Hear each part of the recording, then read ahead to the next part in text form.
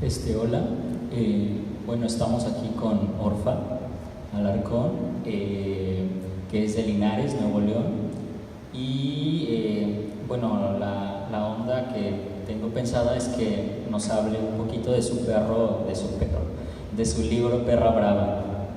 Pero antes quiero como dar un poco de preámbulo porque no sé si todos lo han leído o no. ¿Alguien ya lo leyó? Sí, tú sí ya lo leíste, ¿verdad? Nada más. Ok, bueno, les hablo un poquito sobre, primero, cómo fui a dar con el libro de ella, ¿no?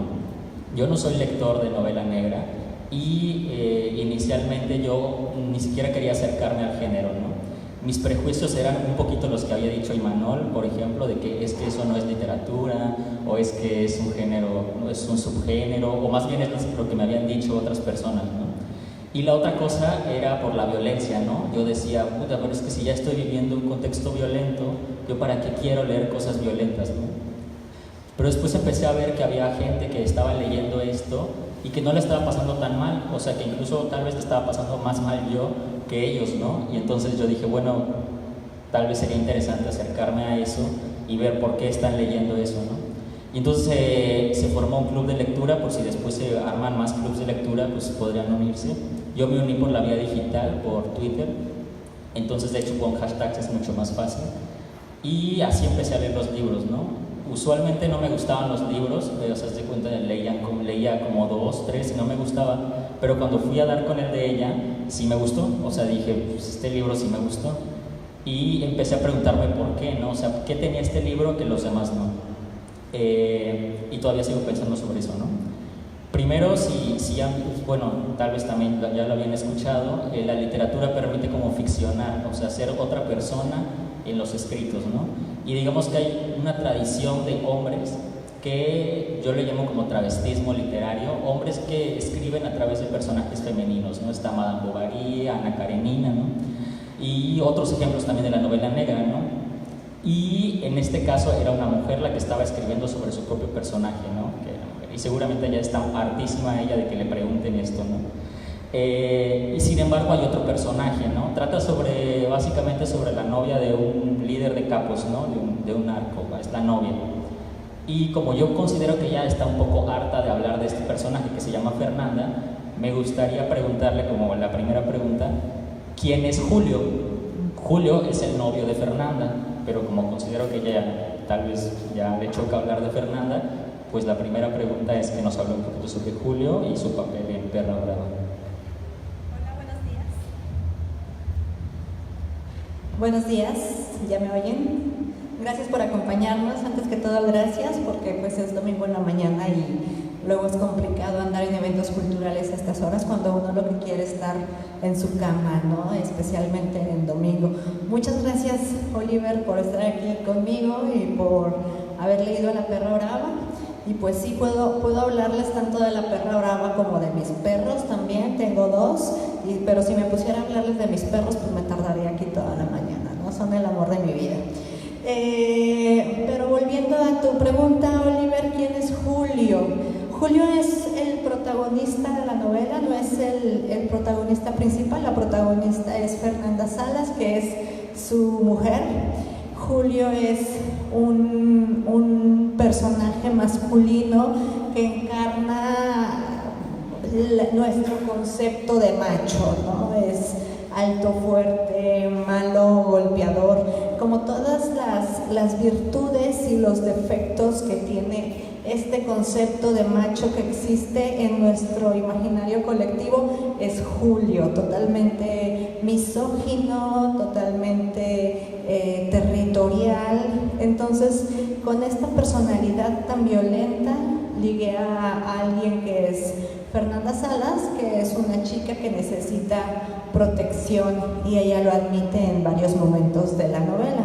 La historia es básicamente la historia de cómo se conocen ellos dos, cómo se relacionan, cómo va fluyendo su amor a través de un contexto violento, del cual tampoco tengo que hablarles mucho porque ustedes saben muy bien qué es un contexto violento en la ciudad. Y pues Julio tiene la particularidad, no se dice específicamente que sea un narco ni se utiliza la palabra sicario, pero durante toda la novela se da a entender que él es un jefe de muchos hombres y que mata gente y que consigue dinero y que tiene poder y que tiene incluso políticos a su servicio. Él es pues Julio Cortés, que después se va amansando poco a poco ante Fernanda, y entonces es cuando los papeles se invierten. Bueno, y empezamos hablando de una pareja, ¿no? Una pareja amorosa un poco extraña. Y bueno, ayer estaba escuchando una gente que estaba hablando sobre el festival y decían que eran novelas que trataban sobre el crimen. Y entonces yo pensé mucho en esta novela, que fue mi favorita, y me quedé pensando seriamente cuál era el crimen en esta novela, ¿no? Si es una novela de amor. Entonces, la siguiente pregunta para Orfa es: ¿cuál sería el crimen de Fernanda en caso de que tuviera un crimen? Sí hay crimen, hay al menos dos.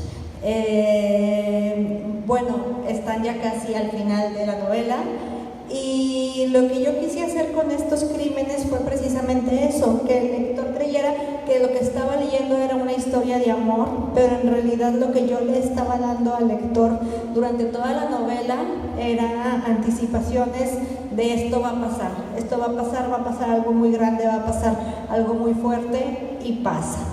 Pero al lector todos esos indicios le pasan desapercibidos y cree que la historia central es esa, es la relación de amor, cuando al final hay una muerte, al menos, y un secuestro, ¿no? En la última página ya, y toda la novela va apuntando hacia eso, hacia que eso va a suceder. Entonces, tal vez lo que no la hace particular y no tanto como las otras novelas negras, es precisamente que no es evidente que en el punto central de la novela también están estos crímenes que van a suceder hasta el final y que se van insinuando de manera muy velada. Oye, yo pensaba que el crimen de Fernanda era el amor, o sea, que su crimen era haberse enamorado de una persona equivocada, ¿no? En este caso, un líder de capos. ¿Tú crees que ese es el crimen de Fernanda, que en algún punto el amor puede ser un crimen? Yo no creo que el amor nunca sea un crimen, nunca. Creo que funcionaría muy bien para una novela rosa, ¿no? El amor es un crimen de amor o una cosa así, pero una novela rosa podría funcionar muy padre, pero el amor sí tiene la posibilidad de cegar a las personas e incluso gente que no merece ningún tipo de amor lo ha recibido, y a veces en cantidades ridículas e ilimitadas. Por ejemplo, tenemos a Charles Manson, pero más que un crimen, por ejemplo, amar a este hombre sería una pendejada, ¿no? ¿Cómo amas a alguien que es loco y que es tan siniestro? Sí podrían convertirse en un crimen, por seguir a alguien, cometer un asesinato, una violación, meterse en una casa en California y asesinar a 5 personas. Eso sí podría ser un crimen, pero el amor en sí, no creo que pudiera ser un crimen.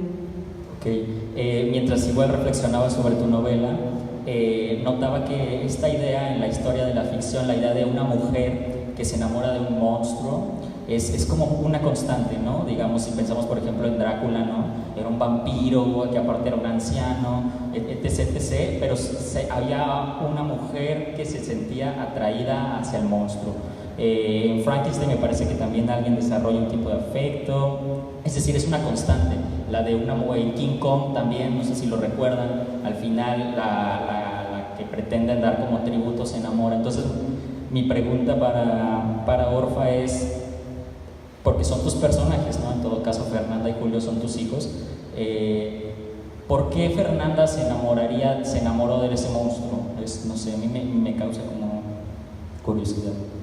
Bueno, el amor siempre es un enigma, ¿no? Podemos tener a una amiga súper bonita, inteligente, buena onda, noble, lo que sea, y decimos, porque anda con ese pinche güey gordo feo que huele a cebo y que está bien pobre y que, ¿no? Pero el amor siempre es un enigma. Si pensamos en las parejas de nuestros amigos, decimos, ¿por qué están juntos? O sea, si ella está bonita, él está bien feo, o si él es así súper noble, bueno, guapo, y ella es bien culera con él y le pone el cuerno. El amor es un enigma en todas las situaciones o en la mayoría de las situaciones. Y yo creo que esto es lo maravilloso del amor, ¿no? Que no tiene por qué justificarse, sino que simplemente es. Una vez le dije a alguien porque trabajo mucho con migrantes, entonces al llenar algunos cuestionarios que tenemos que hacerles, hay que preguntarles si son gays, ¿no? Y se ofenden. Ese es el problema, que ellos tienen mucha menos apertura que nosotros hacia el tema.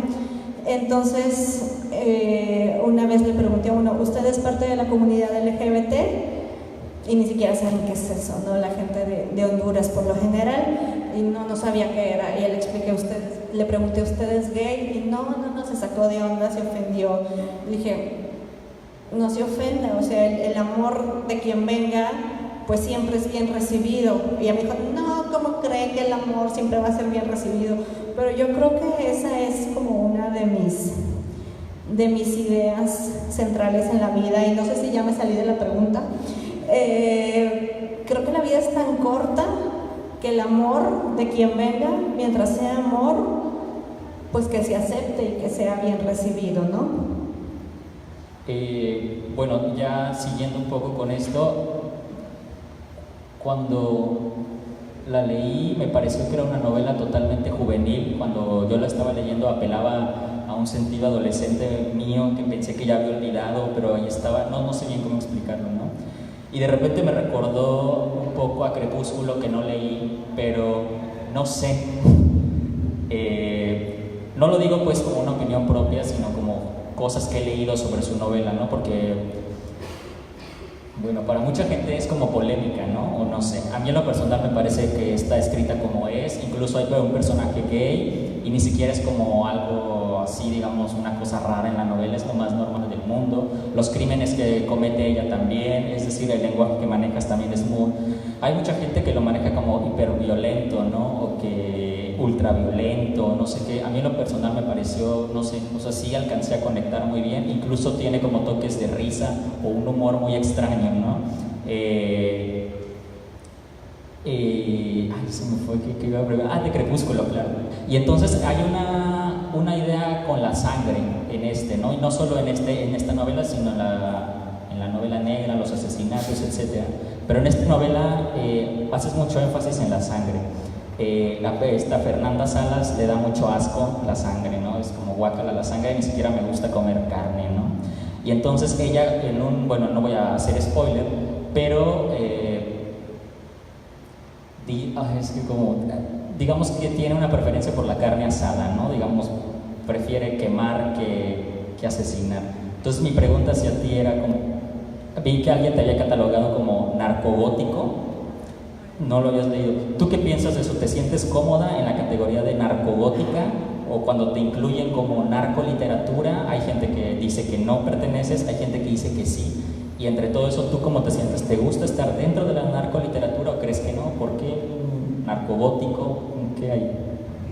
Retrocediendo un poquito a tu comentario acerca de que te parece literatura para jóvenes, yo inicialmente, o bueno, es la idea que aún sigo teniendo, la hice como una literatura en general, no específicamente para jóvenes, porque es una historia muy violenta. Para empezar, en las primeras páginas Fernanda Salas es violada y termina chorreada de sangre de otro güey que mataron anteriormente, ¿no? Entonces, para mí es una historia muy fuerte, y este ritmo de violencia, si no es constante a lo largo de toda la obra, sí va apareciendo como golpes de hacha, va apareciendo, no puede ser constante porque hay que dejar un poco descansar al lector, y para eso me sirve este personaje gay que es Dante y que viene a refrescar la historia porque él es un ser inocente, noble, es el mejor amigo de Fernanda Salas, pero es todo lo contrario a ella, ¿no? Entonces, esta novela yo no la escribí para un público juvenil. El extraño fenómeno fue que en cuanto salió, las respuestas que yo comencé a tener eran de un público juvenil. Y eran desde respuestas padres, como me encanta tu novela, sigue escribiendo, ya quiero la segunda parte, hasta respuestas padres que también contenían el lado feo, ¿no? Que me decían, me escribían muchas niñas de 15 años así de, me encanta tu novela, quiero conocer a Julio Cortés, pásame su Facebook, no seas así, dime quién es. Y es así de, yo les quería contestar así, morra, me estás hablando de un sicario que para empezar, uno, no existe, y dos, te vuelvo a repetir, es un sicario, ¿no? O sea, no quieras relacionarte con gente así. Pero es un personaje muy seductor para este público juvenil. Sí, es una novela que ha tenido muy buena acogida entre el público adulto, que era mi público meta inicialmente, pero entre los jóvenes fue un boom, así. De hecho, mi novela solamente tuvo un tiraje, pero yo sé que tuvo un fenómeno muy padre porque se convirtió en una novela de los chavos. Un tiraje, tuve algunas discusiones con la editorial, no se volvió a reimprimir y eso no impidió que la novela siguiera circulando. Todo el mundo llegaba y me decía, es que la leí en copias, y al principio yo me enojaba y yo decía, no mames, pero luego yo decía, pues qué padre, o sea, si ya no la encontraron en ningún otro lado, qué bueno que la fotocopiaron y que la fotocopien 5 veces y que me contaban que se la regalaron a todos sus amigos, que todos la leyeron, que no sé qué, que la encontraron en los libros piratas. Entonces es una situación en la que esta novela ahora sí dejó ser totalmente de la autora y de la editorial y se convirtió en una obra de los lectores. Entonces, en ese sentido, si quieren decir que es narconovela o narcogótica o narcoamorosa, como quieran, o sea, lo bueno es que se sigue leyendo y eso está genial.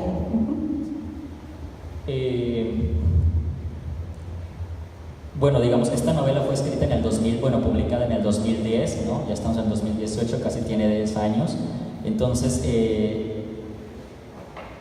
obviamente si pensamos en la autora o en cualquier escritor, el contexto que está viviendo es distinto, ¿no? Y esta pregunta va directamente hacia qué contexto estabas viviendo tú en ese momento, en qué estabas pasando tú para escribir Perra Brava.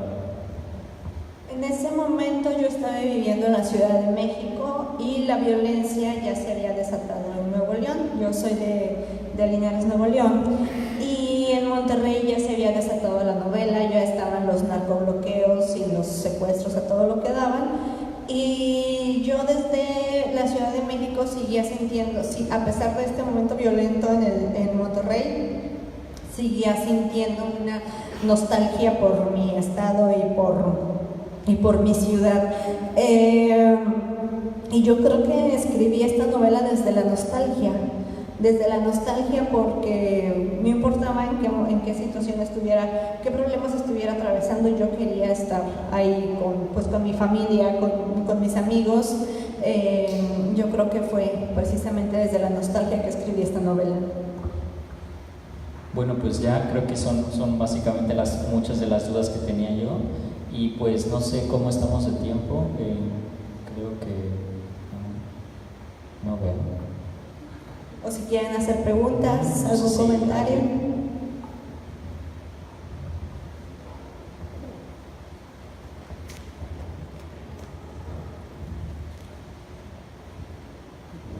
Hola, buenos días, mi nombre es Lili. Quiero más que nada decirte que me encantó tu novela. La verdad, no te voy a mentir, no la he acabado de leer. Pero algo que sí, por el tanto que quería verte y estaba esperando este día, esta hora para tu charla, es porque Creo yo que una de las cosas que me gustó de tu novela, y fue que durante el club de lectura de Noir, cuando se comentó sobre Perra Brava, decía una de las participantes, que es una maestra de dramaturgia, para mí Perra Brava fue un libro muy sorprendente, porque viene con este lenguaje, con estas canciones del grupo dice ella, de Cartel de Santa, viene con estas descripciones tan gráficas de todo, que yo no lo podía creer. Para mí fue muy fuerte, fue un algo de shock muy grande. Entonces, a mí me interesó por eso, porque dije, wow, ¿qué leyó, no? O sea, wow, está muy choqueada la maestra. No lo voy a hacer eso. Y la empiezo a leer yo, y es muy impresionante el hecho de cómo tú plasmas este personaje, Fernanda, ¿qué se llama? No me acuerdo. Pero es un personaje que, la verdad, yo soy muy fiel de apoyar mucho a las mujeres en la ciudad, de conocer muchas historias de muchas mujeres que sufren violencia doméstica, que sufren violencia en la pareja, que eso no es amor para mí y para muchas otras personas. Y siempre las ponen en los medios, en todos lados, como este personaje pobrecito, se dejó golpear, pobrecito, más en Guerrero, que somos un estado súper machista, donde incluso hay hasta ataques a la mujer que alguna vez sufrió violencia y se le dijo, pues lo hicieron porque se dejó, porque tonta, porque le gustaba que la golpearan. Entonces vengo con Perra Brava y leo un personaje que construyes muy bien, dándonos un preámbulo de su pasado, de su presente y de cómo va evolucionando y de cómo va sufriendo esta violencia, de cómo va, por qué sufre esta violencia, de dónde nace este hecho de que ella esté ahí, de que tú planteas bien que este personaje está construido en base a que tuvo una infancia fallida, una infancia rota, perdón por el spam, y entonces yo quedo muy sorprendida por esta fidelidad de este tipo de cosas que tú plasmas en la novela, que plasmas un estado de emergencia en México, con este tipo de relaciones que tal vez aquí en Perra Brava puede ser muy ficticia, que tú me estás diciendo que hay hasta chicas que anhelan estar con Julio, cuando pues, la verdad es que sucede. Y a mí me encantó, porque no pones a Fernanda como el clásico personaje de pobrecita porque se dejó golpear, sino que estás plasmando realmente todo este proceso psicológico que tienen estos. Incluso hay una parte que la verdad a mí me encantó, fue una obra maestra del primer capítulo, que dice a su hermana, que empieza a rezarle a su hermana. O sea, yo la verdad solté las lágrimas ahí cuando leí que empieza a rezarle a su hermana, y de la manera en que lo hace, para mí fue demasiado golpeante. Entonces, la verdad, tu novela está wow. Me gustaría que se diera a leer a más chicas, más personas, pero no que se vea de este modo romanticista, sino del modo de que así son este tipo de personas que están envueltas en este tipo de relaciones violentas, destructivas, mortales, porque mueren, hay muchas mujeres que mueren en estas relaciones. Y mi pregunta para ti es, perdona si soy un poco personal e invado, ¿cómo le hiciste para plasmar este personaje con tanta fidelidad? Porque entre los casos de mujeres que has conocido e incluso uno propio, así es como se vive, así es como pasa la violencia, así es como uno piensa, así es como uno lo vive. ¿Cómo le hiciste? ¿Llegaste a vivir algo o una persona cercana a ti, o trabajas tú con mujeres que tienen este pesar? Muchas gracias por todos tus comentarios y muchas gracias por leerla con tanta atención. Y respecto a tu pregunta, fíjate que como yo nunca he estado en una situación de violencia en pareja, sí, todos hemos estado en situaciones de violencia, todos los mexicanos, ¿no? Pero a mí no me ha tocado, afortunadamente, estar en una situación de violencia en pareja. Tengo 11 años de casada y no he tenido esa experiencia afortunadamente porque supe elegir muy bien a mi marido y tenía problemas en este aspecto cuando narraba la historia de Fernanda Salas en Perra Brava. Mis primeros apuntes me limitaban, ¿no? O sea, empezaba a escribir y ya no podía continuar porque siempre me atoraba en la violencia y en estar pensando cómo es posible que una chava tan bonita sea tan pendeja de andar con este güey que no la merece, que no vale pito, que la golpea, que la viola, que la vende, que hace esto, que hace lo otro. Entonces, cuando decidí que iba a dejar de juzgarla, fue cuando pudo fluir la historia. Cuando dije, Fernanda Salas está con este hombre, sin juicios de por medio, fue cuando pude empezar a escribir acerca de su pasado, lo que tú mencionas, su historia, cómo es que ella adquiere esa fobia por la sangre, cómo es su relación con su hermana, cómo es su relación con su padre ausente. Entonces, al poder tener este contexto histórico, previo, personal de ella, fue cuando pude continuar con la historia, sin juicios de por medio, y que es algo que creo que es útil a la hora de hacer literatura. Creo que en literatura lo que debemos hacer es eso, mostrar situaciones sin decirle al lector, esta chava es una pendeja porque esto. Ya el lector decidirá si lo es, si no lo es, o si de plano él también no quiere hacer juicios. Pero fue eso, fue el dejar de estar juzgando a esta protagonista cuando pude seguir avanzando. Y tampoco quise victimizarla, porque tanto en los personajes como en la vida, creo que victimizar es algo que está muy de moda, especialmente en nosotras las mujeres, pero creo que cuando victimizas a alguien lo nulificas y ya de entrada le estás diciendo, estás bien empinada mi vida, ya no vas a salir de ahí, no, sino simplemente estás pasando por esta situación y luego, o sea, ¿qué va a pasar? ¿Qué vas a hacer? ¿Qué no? Pero creo que victimizar no es una salida favorable.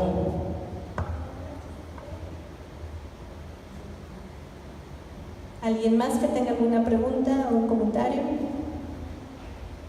Yo vi en internet, pero no estoy seguro porque nada más fue un anuncio, que tienes un libro llamado Muerte y Erotismo. ¿Eso es verdad? Que es una relación extraña, muerte y erotismo, y tiene un libro sobre eso. No sé si lo quiera leer, pero tengo ganas de preguntarle por qué hace esa unión de muerte y erotismo, ¿no? ¿De qué va?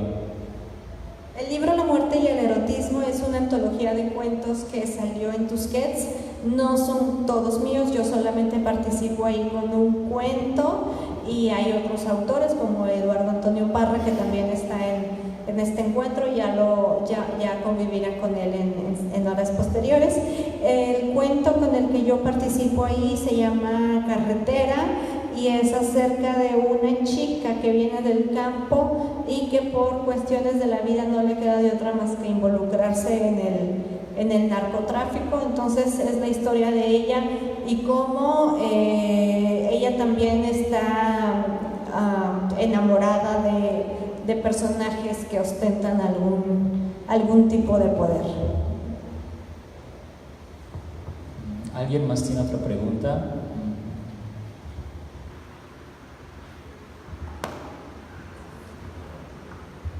Hola, buenos días. Mi nombre es Itzel. Bueno, la verdad no he leído ninguna de sus obras, pero ahorita todo lo que están diciendo me están dando muchas ganas. Nada más que me surge una duda y una pregunta.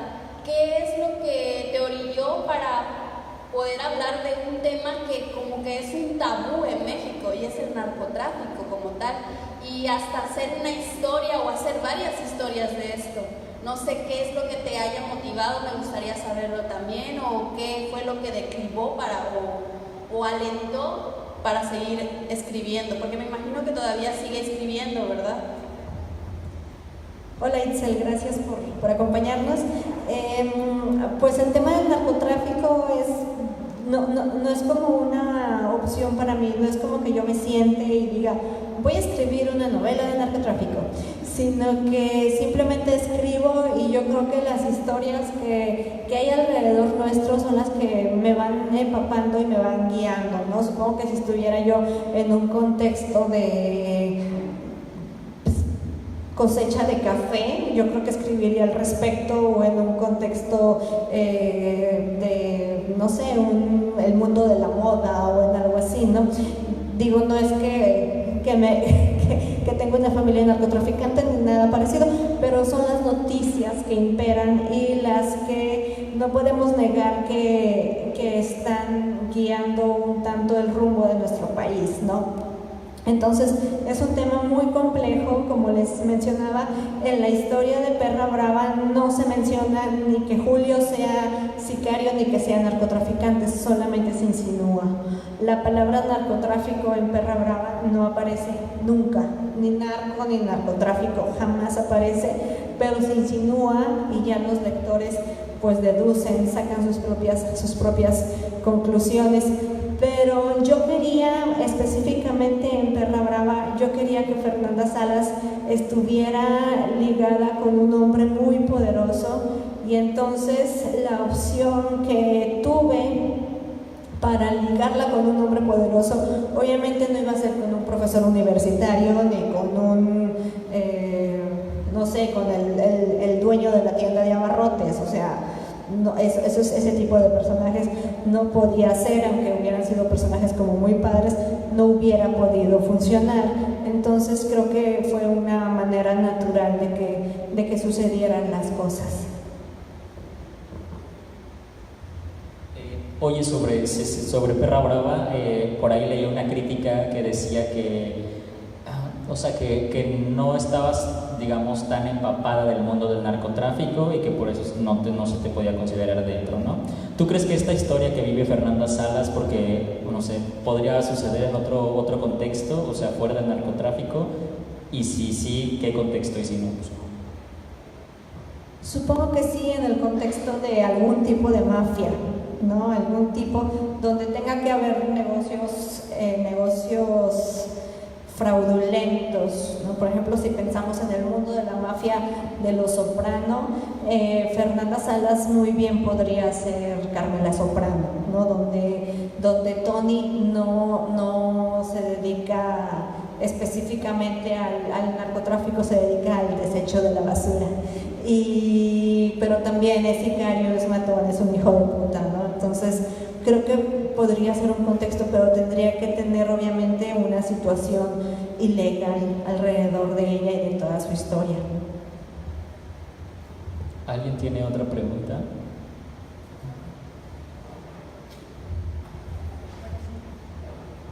Si no hay más preguntas, agradecemos muchísimo a Orfa Alarcón y a Oliver Terrones por esta charla. Un aplauso para ellos. A nombre de Artesa, entregamos este reconocimiento por su participación en el tercer Festival de Narrativa Policíaca y Criminal a Orfa Alarcón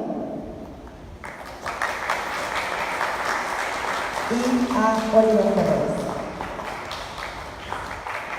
Y también de obsequio estas hermosas libretas con el logo del festival que nos obsequió Nitro Press.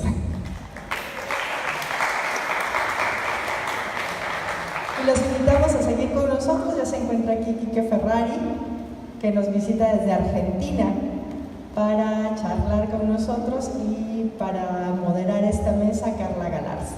Muchas gracias.